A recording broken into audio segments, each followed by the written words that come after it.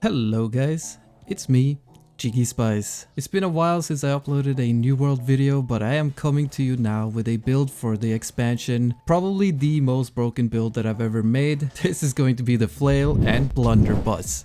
It's a strange combo, but it works extremely well. In a 1v1, it's basically unbeatable. With the artifact weapons that I use for this build, it is such a menace to deal with. It has high range pressure, it has melee pressure, it has escape, it has chase, high damage, sustain, everything you could ever ask for. So I have named this build the Brute. So the artifact weapons that we're going to be running with this build is really what makes it so special. We're going to be running the Michael shield and we're going to be running the Pestilence Blunderbuss. Now the shields actually count as armor.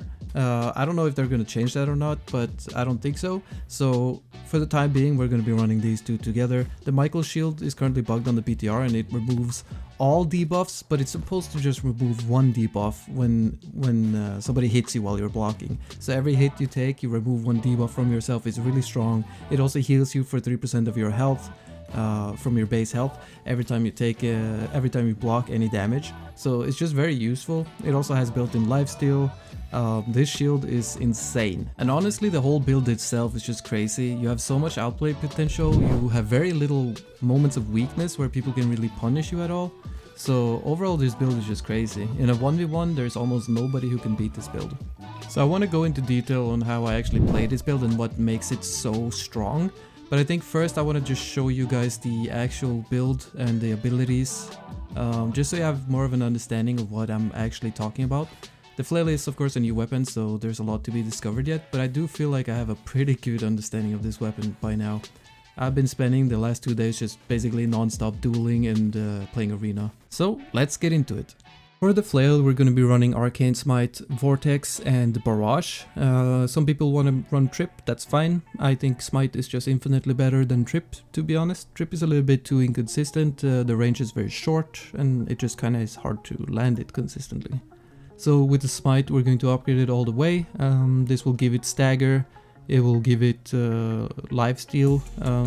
Basically what it does is leap forward and strike the ground with an arcane force, dealing 130% weapon damage to all targets within the 2.7 meter range radius. Leave behind a hazardous area at the impact point that inflicts a stack of impairment for 6 seconds to all targets that enter, that is the dot.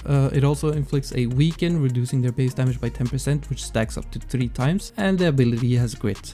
With the upgrade and using a kite shield, which the Michael shield is, Smite will now get a stagger, but the damage is reduced to 90%, which is fine. I would rather have the stagger than the extra 40% damage. With the last upgrade, allies that enter the hazardous area obtain deflecting frailty for 3 seconds, which when attacked will inflict a stacking weaken to the enemy attackers. So basically anytime they get attacked while standing inside of that area, they will apply weaken to the enemy. Additionally, while the effect is active, when allies are hit they gain 10% lifesteal for 3 seconds, and the weaken duration will stack with focus. So if you have more focus it will stack up to 12 seconds. As for the passives, we're gonna go with Happy Flails. Hitting a target with the basic attack within 3 seconds of using an ability will inflict exhaust, reducing stamina regen rate by 15% for 5 seconds, which is very easy to do because if you land a smite you get a guaranteed light attack follow up with that, which is usually what I will do.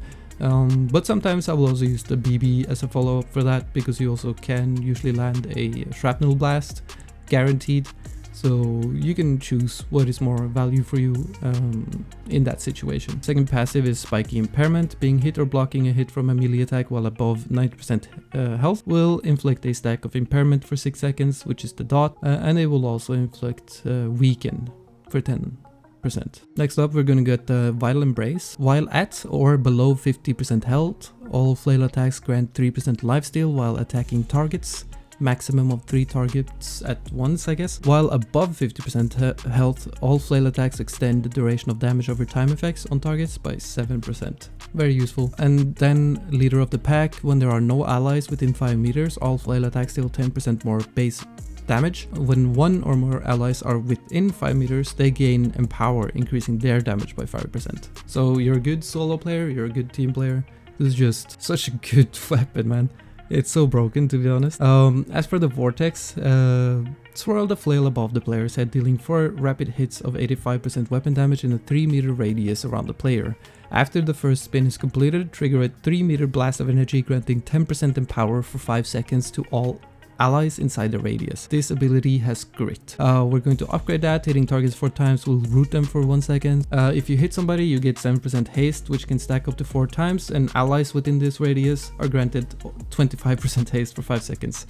You can also, with the last perk, if you use Vortex on an ally, you will cleanse their current CC, is roots, slows, stuns, and allies are also healed, which scales up focus. We don't run any focus on this build, so it's not so relevant for us. Next up, we're going to get the barrage. This is such a crazy ability. Sprint forward up to 10 meters upon reactivating the ability, pressing the basic attack or reaching the end of the sprint. Leap forward up to an additional 6 meters and slam to the ground, dealing 30% weapon damage to targets in range of the flail during the leap and 80% weapon damage upon landing, staggering on the impact.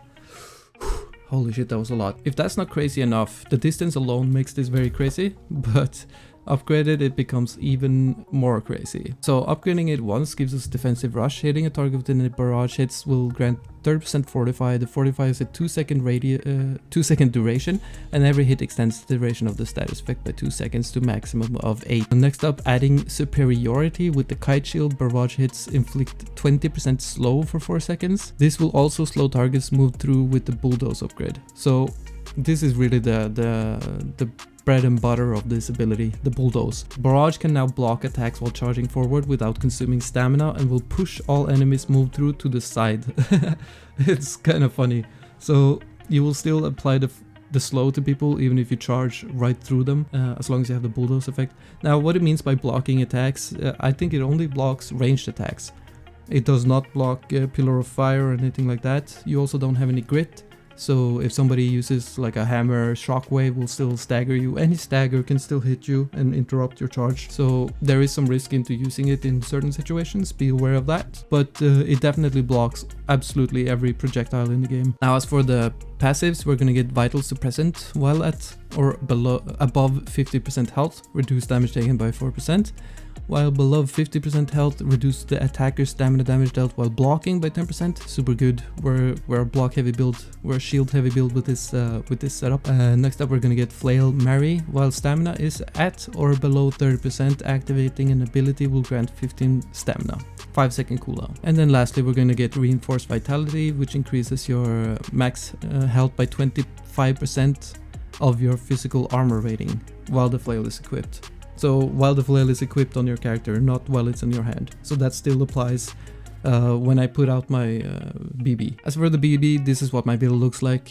I might change it up. I'm not fully sure what the best BB build is yet. This is just what I've been running. I'm not a BB expert, but we're using net shot, shrapnel blast, and grenades. Just kind of getting maximum damage and maximum dot out of the BB. So let's take a look at what makes this build so good. Here I can apply some dots from the distance, charge at the ball player without taking any damage while I close that gap. You see, I'm just constantly applying pressure with smite, with my BB. There's just no room for me to get punished really, and the trades that they have to do to damage me while I damage them is always going to be in my favor most of the time, because the BB just hits so hard. And with the builds that rely on bleed, such as the Rapier for the flourishing finish, they just can't do anything against this shield, since I just keep cleansing the bleed every time they hit me. So it just kind of hard counters that build.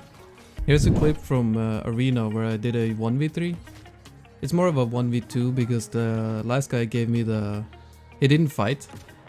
But it is nice to just showcase the actual versatility of this build, how you can chase and escape. It deals so much damage that you can just put so much pressure on people. Here I'm in a bad spot, so I just put up my shield, let him hit me to remove all the debuffs. Get that stagger in there to put some more pressure on him. I don't want to chase her because of that pylon. I'm just trying to get some health back. Taking my time to get all the cooldowns I need, shooting these traps so I don't walk into them later. Here I know that I can kill this guy because I have all the cooldowns that I need. His ice wall is not going to stop me because I have everything I need to get out of it. And with the detonate, we easily pick him off. Now the musket is going to try and pick me off.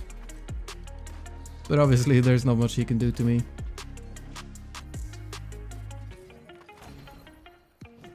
Easily get him there. And then the last guy I'm fighting here is Rapier and Ice Gauntlet. He's running the bleed build for the Rapier. I'm at half health, but it doesn't really matter because he cannot do anything to me pretty much. Here you see he got a Tondo on me. Tried to get another Tondo, but I blocked that Tondo, which took away the bleed instead. He almost had me with that flourish, but you can actually block the second follow-up attack from the finish. Got me with the bleed again, but then hit me with the flurry and removed the bleed. And here I bait him to hit me and remove the bleed. At that point it's game over for him.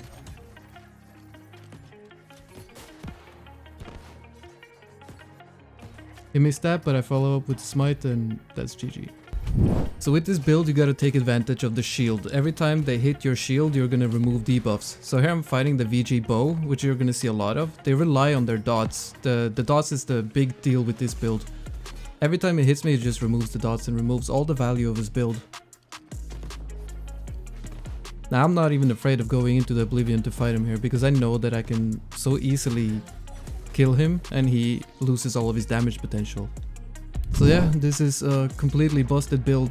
The only weakness this build has so far that I've seen is the greatsword. The greatsword can put a lot of pressure on you and it's kind of difficult to damage them back, especially if they're running Defiant, because you just can't really break through their shield. Especially if they're in like heavy armor, surprisingly enough, is very difficult to deal with for this build.